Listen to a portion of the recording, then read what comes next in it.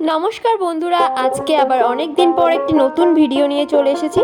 আজকের রেসিপি হলো mixed fried rice. তাহলে চলুন দেখে নিই কীভাবে আমি এই মিক্সড ফ্রাইড রাইসটি তৈরি করেছি।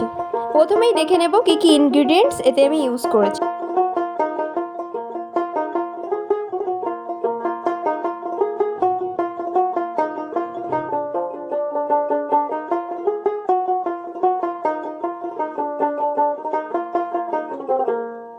ইনগ্রিডিয়েন্টসগুলো দেখে নিয়েছেন। এবার আমি একটা পাত্রে চাল নিয়ে নেব এবং চালটিকে ভালো করে ধুয়ে এটাকে আমি মিনিমাম 30 মিনিটের জন্য রেখে দেব। এবার চলুন মাংস এবং চিংড়ি মাছটাকে আমি ম্যারিনেট করে নিই।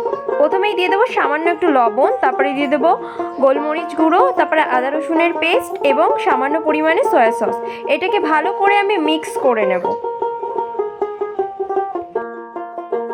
এইভাবেই চিকেনটা ম্যারিনেট হয়ে গেছে।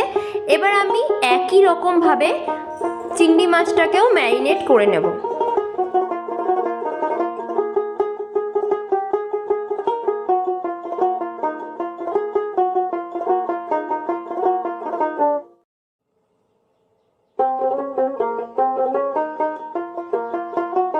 ম্যারিনেট হয়ে গেছে, এবার এটিকে আমি 30 মিনিট রেখে দেবো। এদিকে চালগুলি ফুলে গেছে।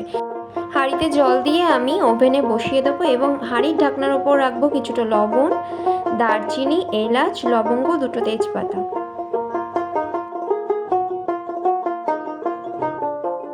দেখে নেব হাঁড়িতে দেওয়া জলটা গরম হয়েছে কিনা। গরম হয়ে গেছে, আমি এতে এবার চালগুলিকে ঢেলে দেবো।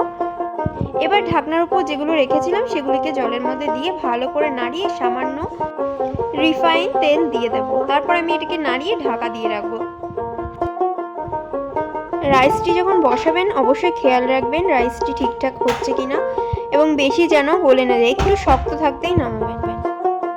রাইসটা হয়ে গেছে, এবার আমি একটি ঝুড়িতে ঢেলে নেব এবং এটাকে একটি ফ্যানের সামনে কিছুক্ষণ রেখে দেব।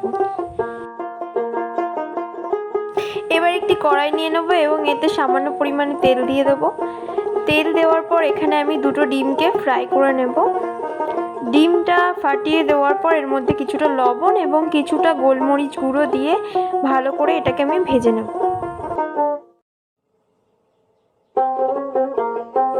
ভাজা হয়ে গেছে, এবার আমি এটিকে নামিয়ে নেব। আবার কড়াইতে সামান্য তেল দিয়ে দেবো এবং ম্যারিনেট করে রাখা চিকেনগুলিকে এবং চিংড়ি মাছগুলিকে একই পদ্ধতিতে ভেজে নেব।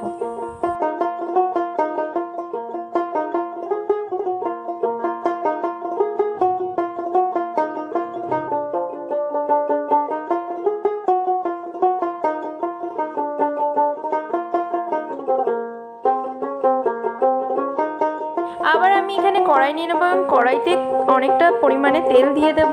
তেল গরম হলে এতে আমি চপ করা কাঁচা লঙ্কা, আদা এবং রসুন দিয়ে দেব। এইগুলোকে মিনিমাম 10 সেকেন্ড মতো ভেজে নেওয়ার পর আমি চপ করা একটা বড় পেঁয়াজ ভেজে নেব। পেঁয়াজটা সামান্য পরিমাণে ভেজেই আমি এতে অ্যাড করে দেব এক এক করে সব সবজিগুলিকে। এখানে আমার সব সবজি দেওয়া হয়ে গেছে, এবার এটিকে আমি ভালো করে ভেজে নেব। যতক্ষণ না সবজিগুলি ভালোভাবে বয়েল হচ্ছে ততক্ষণ পর্যন্ত আমি এটাকে ভেজে নেব। বয়েল হয়ে গেলে এটির কালারটা অটোমেটিক্যালি চেঞ্জ হয়ে যাবে, আপনারা বুঝতেই পারবেন যে সবজিগুলি বয়েল হয়ে গেছে। দেখুন সবজির কালারটা চেঞ্জ হয়ে গেছে, মানে এটি বয়েল হয়ে গেছে। তো আমি এর থেকে অনেকটা পরিমাণে তুলে রেখেছি, কারণ এই কড়াইতে সমস্তটা করা সম্ভব নয়। তো আমি এখানে 2-2.5 হাতা মতো ভাত নিয়ে করছি। এবার ভাতের ওপরে দিয়ে দেব গোলমরিচ গুঁড়ো। তারপর আমি এতে অ্যাড করে দেব ফ্রাই এগ, তারপরে এক এক করে চিকেন এবং চিংড়ি মাছ সবগুলোকে অ্যাড করে দেব। আর অ্যাড করব সামান্য পরিমাণে ঘি আর সামান্য পরিমাণে চিনি ব্যবহার করব। এরপর আমি সমস্ত কিছুকে একসঙ্গে ভালোভাবে মিক্স করে নেব।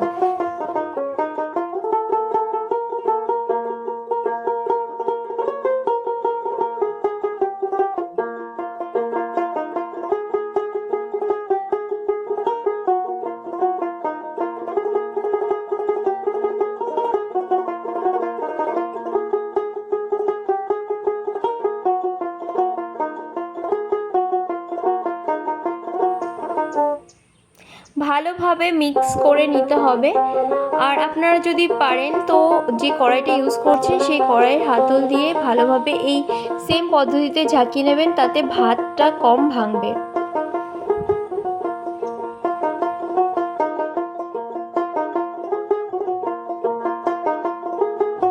সবার শেষে আমি এই ফ্রাইড রাইসের ওপর থেকে একটু স্প্রিং অনিয়ন ছড়িয়ে দেবো। এখানেই আমার তৈরি হয়ে গেল মিক্সড ফ্রাইড রাইস। রেসিপিটি যদি আপনাদের ভালো লেগে থাকে তাহলে অবশ্যই লাইক, শেয়ার অ্যান্ড সাবস্ক্রাইব করতে ভুলবেন না।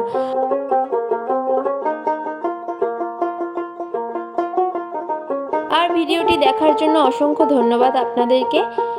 তো আজকের মতো এখানেই বাই করছি, দেখা হচ্ছে নেক্সট ভিডিওতে। ততক্ষণ আপনারা ভালো থাকবেন, সুস্থ থাকবেন, টাটা।